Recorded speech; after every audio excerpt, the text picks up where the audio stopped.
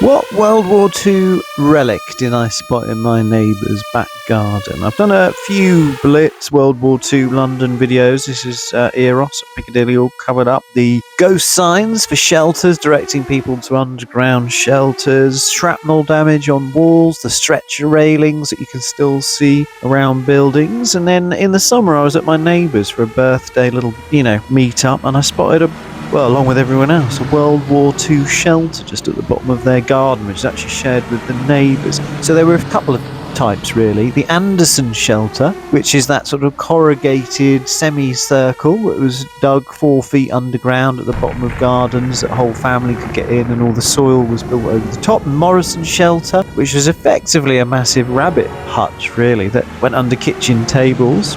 Wouldn't have massively wanted to have to go in either of them, and obviously people in southeast London didn't have access to underground. So what I can gather is that this was actually a air raid warden shelter. So the air raid warden would be monitoring what was going on in the area, where bombs were falling, coordinating stuff. So one of the bombs that this guy, I'm assuming it was a guy, might have spotted, was actually in our local park. So next to that tree, at this time of year, you get this little pondy thing, and then the rest of the year, when it all drains out, it's just a big divot. This was actually a high explosive bomb fell here, and the reason I know that is because a website called Bomb Site. This is London, all the bombs that fell in London. So the air raid warden would have been, writing them all down, and this literally is a high explosive bomb where that little thing is. So it got me thinking, does anyone else have any sort of World War II shelters or artifacts or anything at the back of their garden that no one knows about? So do chip in.